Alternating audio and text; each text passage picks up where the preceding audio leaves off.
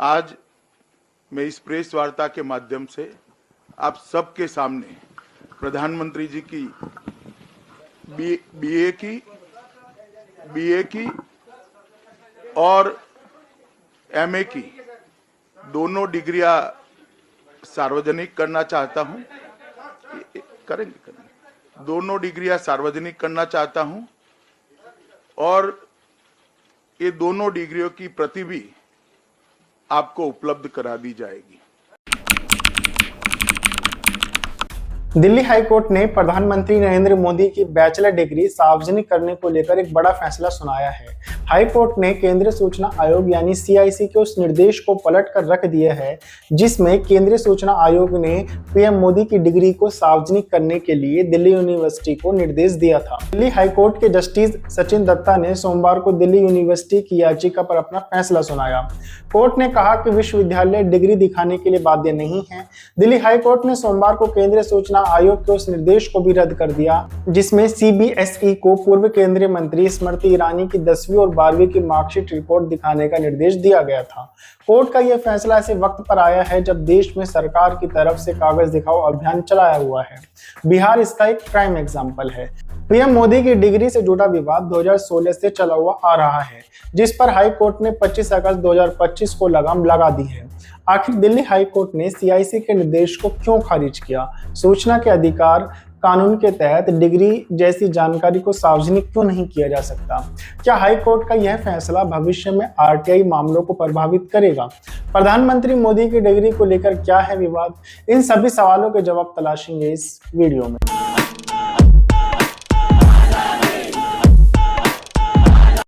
केंद्रीय सूचना आयोग ने 2016 में आरटीआई एक्टिविस्ट नीरज कुमार की याचिका पर दिल्ली यूनिवर्सिटी को निर्देश दिया कि यूनिवर्सिटी 1978 में बीए की परीक्षा पास करने वाले सभी छात्रों के रिकॉर्ड सार्वजनिक करे।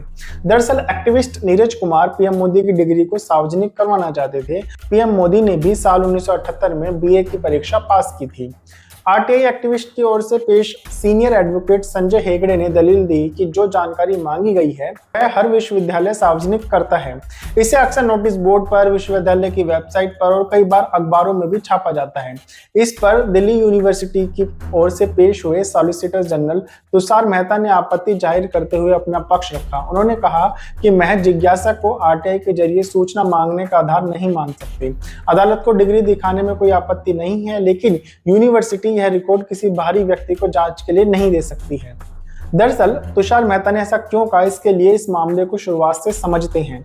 यह मामला 2016 में शुरू हुआ था जब आरटीआई कार्यकर्ता नीरज कुमार ने डीयू से 1978 में बीए पास करने वाले सभी छात्रों का नाम, रोल नंबर, अंक और पास फेल का ब्यौरा मांगा था।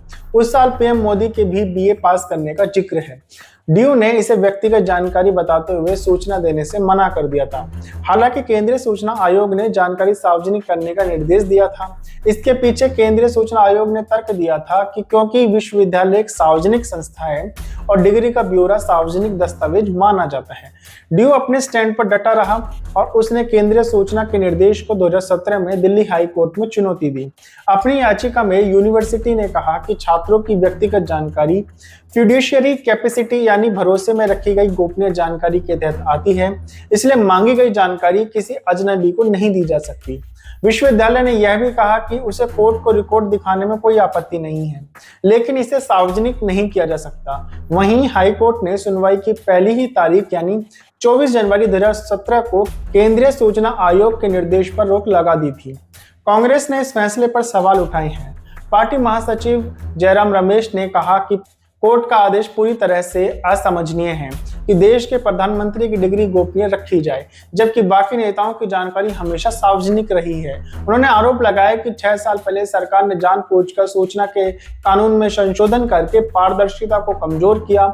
जयराम रमेश यहाँ 2019 में आरटीआई को लेकर हुए संशोधन की बात कर रहे हैं, जब विपक्ष ने संशोधन का विरोध यह कहते हुए किया था कि इससे आरटीआई और आयोग दोनों ही कमजोर हो जाएंगे। दरअसल 2019 में सरकार ने आरटीआई कानून में बदलाव किया। बदलाव से पहले सूचना आयुक्तों का कार्यकाल और वेतन कानून में तय था।